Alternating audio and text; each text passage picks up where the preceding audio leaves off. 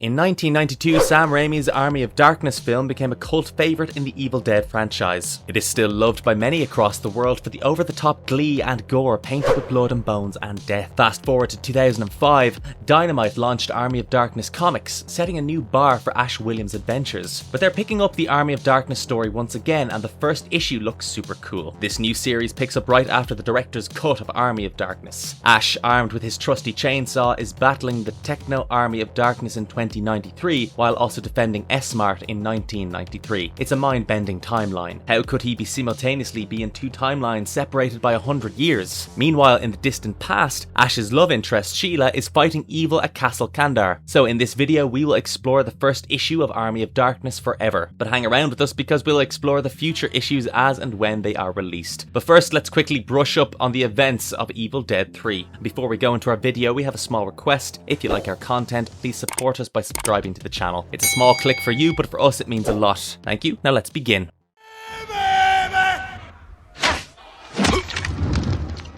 What actually happened in Evil Dead 3? Accidentally finding himself in the Middle Ages, Ash Williams gets nabbed by Lord Arthur's troops, who thinks he's spying for Duke Henry the Red, their enemy. They slap him in chains and they confiscate his trusty shotgun and chainsaw before hauling him to Arthur's castle. Things don't look good for Ash, but he was Ash Williams, demon hunter, and was also wearing an uber-strong plot armor. They toss him in the pit where he takes down a deadite and scores back his weapons thanks to Arthur's wise men. Ash is having none of it. He demands Henry's release and kills another deadite for good measure. And of course, all of this earned him a hero's welcome. Our boy Ash starts crushing on Sheila, the sister of one of Arthur's knights who bit the dust. According to the wise man, the only ticket back to his time is the Necronomicon Ex Mortis. Yep, the same book bound in human flesh and inked in blood and all that. So Ash kicks off his hunt for that bad boy in a spooky forest. As should be expected in settings like this one, something spooky chases him into the windmill where he crashes into a mirror. Mirror shards bring little Ashes to life and they're not too friendly. One even becomes a full-size Ash, but our hero dismembers and buries the doppelganger. So Ash tracks down the Necronomicon, but fate makes it exceedingly difficult for him to find his way back to his timeline. You see, he finds 3 books instead of 1. Now he has to figure out which one is the real deal, and there's a catch. He's forgotten the chant he must recite, so he tries to wing it, mumbling and coughing through the pronunciation. He snatches the book and makes a run for it, but his little trick didn't work. His body's copy rises from the dead and rallies other deadites into an army of darkness. When he gets back, Ash is all about getting home to his own timeline, but hold on, Sheila is snatched by a flying deadite and later turned into a deadite by the evil Ash, also called Bad Ash. Now Ash finds himself on a mission, leading the human underdogs against the deadite horde, and they reluctantly go along with him. He pulls some wisdom from the 1973 Oldsmobile Delta 88 textbook and teams up with Duke Henry. They manage to whoop the deadites, blow up evil Ash, rescue Sheila and bring peace between Arthur and Henry. But is evil Ash really gone? Well, that's where the comic books take the lead and make things interesting by including the bits and pieces of the original ending.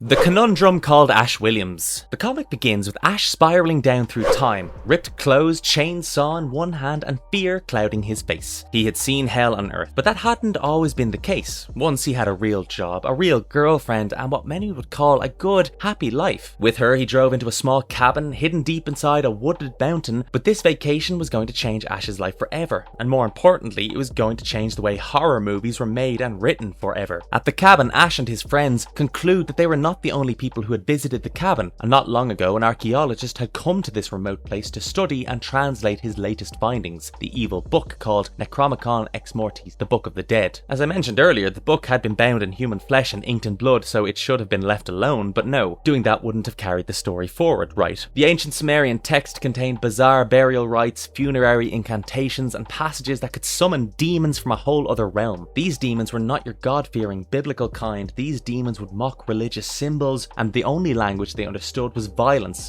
in the purest and most brutal form. Naturally, the book never really belonged to the world of the living. It didn't take too long for them to meddle with powers they couldn't begin to comprehend, but they did it anyway. Necronomicon Ex Mortis awoke something in the woods, something dark and sinister and relentless. This entity first took Linda and then came for Ash. Unfortunately for Ash, his hand was possessed, which of course, that went bad. Desperate times called for desperate measures, and to stop the evil thing from taking over completely, Ash had to lop off his own wrist. But that didn't completely stop the evil from coming back. He found himself trapped in a primitive kingdom, a man out of time. This begins with his enslavement, and from that moment onwards, things only exacerbated for Ash. But not everything was bad. He did manage to beat the evil and even got a hot date from the past. When the battle was done and humans had managed to force the Deadites to flee back into the forest, it was time for Ash to go home. This is where the film's original ending and the comic book story merged together. The wise man read from the book and told Ash that each drop of a particular potion allowed a man to sleep for a century. In order to get back to his time in 1993, Ash should have 6 drops of the potion, nothing more, nothing less. But Ash being Ash took 7 drops instead of 6 and ended up in post-apocalyptic London. Civilization as we knew it had been destroyed, and Ash screamed in dismay at his stupidity and recklessness, which had caused him to oversleep. Universal Pictures thought this ending was way too depressing and negative, and there could be a better way and more positive ways of leaving an open end for possibilities of a sequel, so they changed it to what we saw in the theatrical cut of the film. But hey, the comic book is far from over. Sheila continues the war. After Ash left the medieval period, Sheila began to realise that Ash hadn't saved anyone. In fact, he didn't defeat the evil, but simply delayed its reckoning. She went to Arthur and his wise man to address her concerns about the evil they encountered not many moons ago. "My lord, please, we are still in danger, I can sense it," she said. But Arthur was not willing to believe it more than he believed an old wives' tale. He tells her that the kingdom was at peace and Henry the Red was no longer making war against them. In fact, the Dark Army had been defeated and their king blasted it to 1,000 pieces. But if Arthur had watched the evil dead rise, he would know that even if you put the demon in a blender for a good year, the demon would still manage to find a way back to haunt and possess somebody else. When Arthur didn't seem to budge, Sheila turned to the wise man for support, but he couldn't sense anything that Sheila could. He asked her what she meant when she said she could feel it. Sheila replies, "The same darkness that haunted the promised one haunts me. I can feel it, for once it flowed through my veins. I can hear it screaming on the wind." But her words were still falling on deaf ears. She further argued that the Dark Army wasn't even all slain. They retreated into forests. In fact, she even had a serious problem with Arthur keeping the Necronomicon in the castle, which Arthur believed was the only way to protect the kingdom against the darkness. All Sheila wanted was a few men to ride with. No, not that kind of ride. She wanted to go with the men into the woods.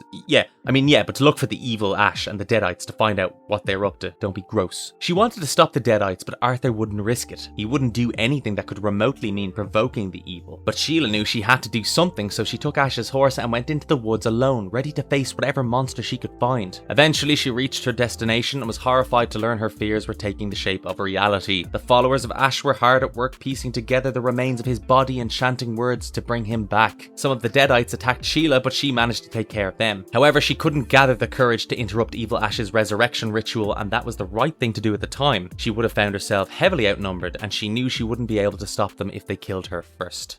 Ash comes back to 1993, or does he? So we're back where we started. Ash was still telling the story of how he was offered a chance by the medieval people to lead them. He could have been their king, but Ash chose to return, so he swallows the potion. A female co-worker was taking a keen interest in the story that Ash had to tell. Of course, she was enamored by the possibility of sleeping with someone who could have been a king, but before Ash could charm her further, a surviving Deadite entered the store and started attacking the people inside. Armed with a Winchester rifle in his hand and the stars and stripes in the background, Ash politely asked Miss Deadite to get the hell out of his store, but she wasn't in the mood to listen. Ash shot the Deadite several times and saved the day, earning the respect of the girl who was already charmed by him. Sure, he could have stayed in the past and been a king, but in his own way, he was still a king. Hail to the king, baby. So this was how Ash was present in 2 different timelines. I mean, we earlier saw him at the end of the 21st century, right? Well, as Ash left the store, he found the girl waiting for him outside, offering him a ride. A ride home! Then maybe more. And then maybe more. Ash said something about showing her his boomstick, and the girl laughed it off as a dirty joke, calling him Bad Ash. He repeated that he was indeed Bad Ash, and as he looked into the rearview mirror, the reflection was that of a Deadite. So yes, this guy was the resurrected evil Ash who was sent to 1993, while the real Ash found himself in the year 2093. That's where the first issue of the comic ends. Marvellous verdict. Let's cut to the chase, folks. In The Army of Darkness Forever, #1, Tony Fleece debuts as a comic writer. We usually know him for his cover art, which leaves us scratching our heads and slightly irked. The story in this issue revisits parts of the Army of Darkness film that we're all too familiar with if you're an AOD fan. Then it tosses Ash into a wacky time travel scenario where he goes too far into the future, but also another version of himself pops back into the right place while Bad Ash is chilling in a car. Half the comic feels like a recap of the film we've seen a gazillion times, and the other half is a jumbled mess of time travel hijinks that leave you befuddled. To be fair, more Ash Williams is usually a win, even if the context is as smooth as sandpaper. Dynamite cooked up this comic to celebrate the 30th anniversary of Army of Darkness, so their hearts are in the right place even if the execution is off. So what's good in Army of Darkness Forever #1? Well, despite the unnecessary replay of large chunks of the original film, the nostalgia factor kicks in. It's hard not to feel a little twinge of excitement, especially when Ash takes his time travel leap. Nostalgia gets this issue some bonus points. Now, onto the art. Here's the silver lining. Justin Greenwood's art is breezy, fun, and oozes personality. You won't find any gruesome blood-soaked visuals here, but the classic AOD vibe is still kicking. Although the plot is a messy mix of film retelling and timey-wimey confusion, I am hoping they do better with the following issues. The second one comes out on November 8th this year, and if you liked our content, don't forget to leave a like and subscribe to us if you haven't done so already. And don't forget, be safe.